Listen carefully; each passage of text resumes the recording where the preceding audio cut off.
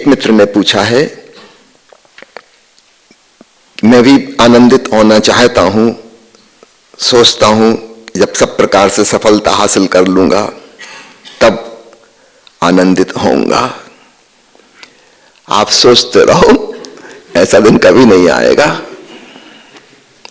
क्योंकि हमारी कामनाएं बड़ी लचीली हैं, इलास्टिक जैसी खींचती चली जाती हैं। तुमको भी लग रहा है कि ऐसा ऐसा हो जाए तो बस तुम्हारे मन में एक स्टैंडर्ड है, सफलता का एक मापदंड है, एक पैमाना है। जब तक तुम वहां पहुंचोगे तब तक पता चलेगा कि पैमाना बदल गया, तुम्हारा मन बदल गया। समझो अभी तुम्हारे पास 1 करोड़ रुपए हैं और तुम सोचते हो 2 करोड़ हो जाए फिर आनंदित रहूंगा। जब तक 2 करोड़ होंगे तब तक तुम्हारा मन 4 करोड़ की डिमांड करने लगेगा। कहेगा अब तो महंगाई बढ़ गई, 2 करोड़ में क्या होता है, ये तो कुछ भी नहीं। गए वो दिन जब 2 करोड़ की कोई वैल्यू थी।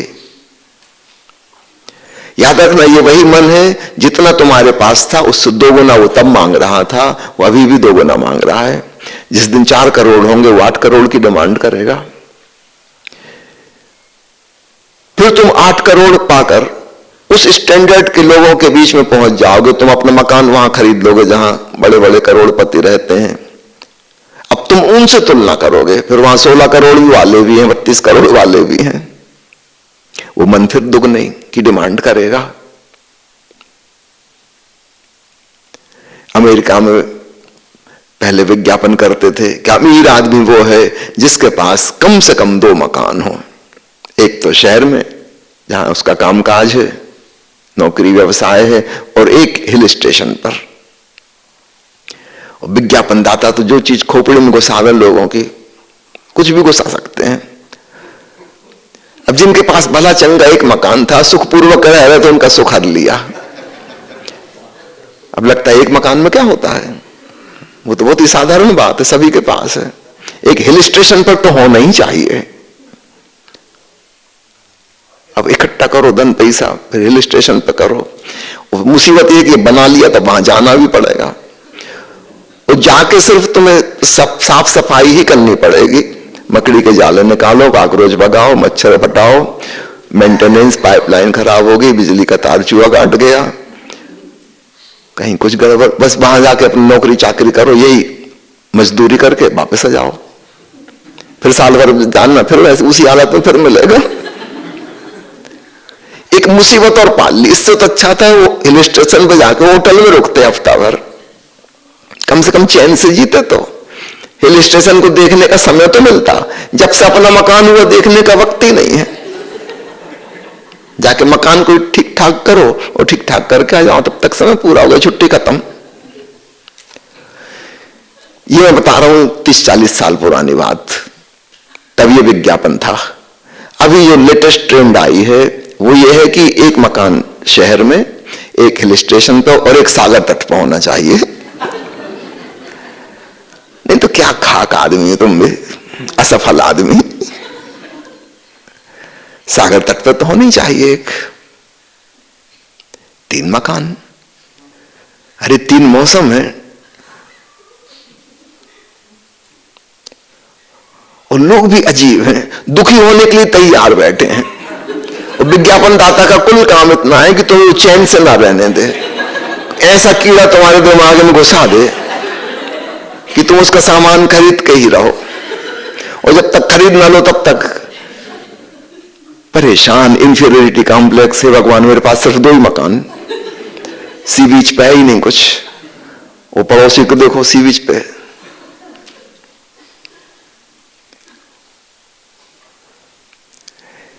जिस दिन सी बीच पे मकान खरीद लोगे, माना कि एक रिलैक्सेशन आएगा, टेम्पररी, थोड़ी देर के लिए 3 मकान हो गए, मगर तब तक विज्ञापन दाता और आगे चले जाएंगे। वो कोई पीछे रहने वाले हैं, वो कहेंगे अरे सिर्फ अमेरिका में 1 मकान है। एक पूर्वी देश में भी होना चाहिए। कभी ध्यान वगैरह करना है, समाधि करना है, तो वहां जाके रहो। कुछ भी कर सकते हैं, जहां वो बेचने को कोई सामान मिल जाए वो बेचेंगे। सामान खरीद के हमें जो सुख मिलता है उसको समझना, उससे तुम्हारे प्रश्न का उत्तर भी मिल जाएगा। मान लो कोई विज्ञापन चल रहा था, ये साड़ी, इस कंपनी की साड़ी और महंगी आ गई, इतनी महंगी, या मोबाइल फोन, ये नया मॉडल इतने लाख का, और दिमाग में कीड़ा सवार है कि अब वो खरीद नहीं है। अब तुम परेशान हो परेशान हो परेशान हो, उतना धन इकट्ठा कर रहे हो, फाइनली तो एक दिन तुम गए शॉपिंग मॉल में, वो साड़ी खरीद ली, वो मोबाइल फोन खरीद लिया, और खुश खुश घर लौटे। 2-4 दिन की खुशी, तब तक फिर टेलीफोन का क्या, फिर नया मॉडल आ जाएगा। वहीं रुक गया है क्या? जब 7 आ गया तो 8 भी आएगा, 9 भी आएगा, 10 भी आएगा। तुम्हारी जिंदगी छोटी गिनती तो बढ़ती जाएगी नए मॉडल की। और साड़ियों की और ड्रेसों की कोई कमी है?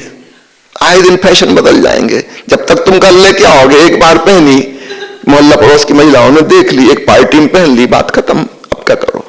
दोबारा वही पहनी तो कोई ना कोई लेडी जरूर कहेगी, ये तुम फलाने की शादी में पहन के आई थी, वही नए काम से। महिलाएं पूरा रिकॉर्ड रखती हैं, किसने किस पार्टी में कौन सी साड़ी पहनी थी, कौन सी ड्रेस पहनी थी, कौन से आभूषण पहने थे, सबको पूरा रिकॉर्ड रहता है। फिर नया खरीदो। अच्छा, बीच में जो अच्छा लगा उसको एक उदाहरण से आपको समझाऊं, वो अच्छा लगना क्या है। मुल्ला नसरुद्दीन एक दिन सड़क पे खूब लंगड़ाते लंगड़ाते चल रहा था। किसी ने पूछा, नसरुद्दीन क्या हुआ? उसने कहा, पैर में बड़ा कष्ट है भाई। सोचा कोई बीमारी हो गई होगी, चोट लग गई होगी, कुछ हुआ? उसने कहा नहीं, ऐसा कुछ नहीं है। तो कई लोगों ने पूछा, भाई क्या हुआ? नसरुद्दीन का जूता बहुत टाइट है, देखते नहीं, छोटी साइज का है, मेरा पैर वाला जूता छोटा। किसी ने कहा, भले मानुस, छोटा जूता क्यों खरीदा? तो नया लग रहा है, तुमने अभी भी खरीदा? बोले हाँ, कल ही खरीदा है। क्यों खरीदा? पता है इतना टाइट है, पूरा पैर कसा जा रहा है, पैर में खून जाने जैसे बंद हो गया, चलते नहीं बन रहा ठीक से। नसरुद्दीन कहा कि देखो, मेरी माँ बहुत बीमार है, कैंसर से, कीमोथेरेपी वगैरह हो चुकी है, सर्जरी हो चुकी है, बड़ी मुसीबत में हूं। आखिरी दिन उसके भी पिताजी आईसीयू में भर्ती हैं, कल ही रात उनको हार्ट अटैक हुआ है। मेरी 4 पत्नियों में से 2 भाग चुकी हैं, अभी बड़ी लड़की के चक्कर चल रहे हैं, संभवतः 1-2 दिन में वो भी किसी के साथ भागने वाली है। 5 लड़के हैं, 5 निकम्मे। फिर उसने एक की बुराइयां करनी शुरू की।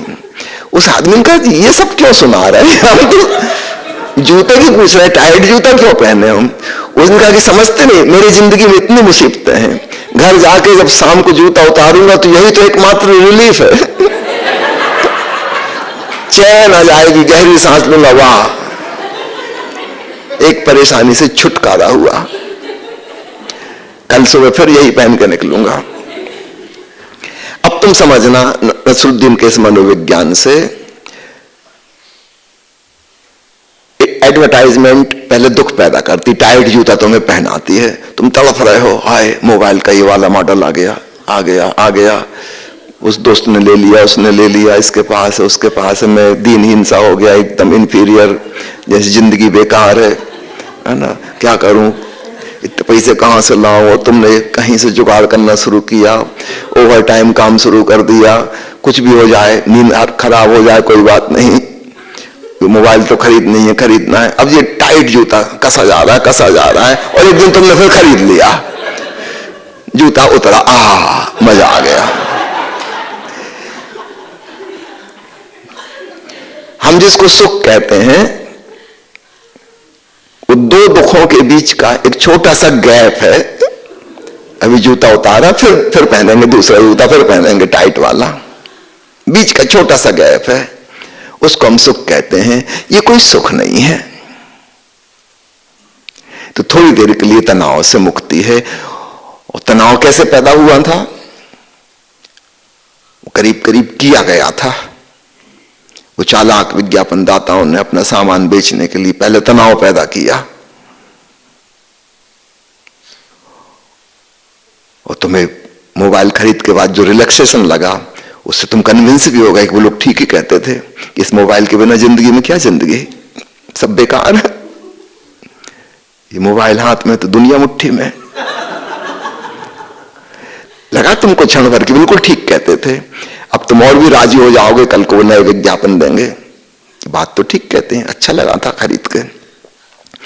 वो अच्छा लगना क्या था, जूते का उतारना था, और ये जूता उन्हीं लोगों ने पहनाया था, उन्हीं ने टेंशन पैदा किया था। तो तुम इस भ्रम में मत रहो कि जब सब हासिल कर लोगे तब तुम सुखी हो जाओगे। जिसको सुखी होना है वो अभी ही हो जाए, किसी चीज की कमी नहीं है।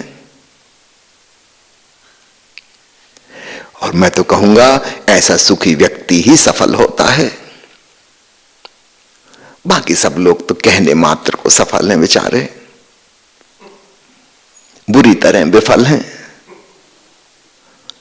अभी सुखी हो जाओ।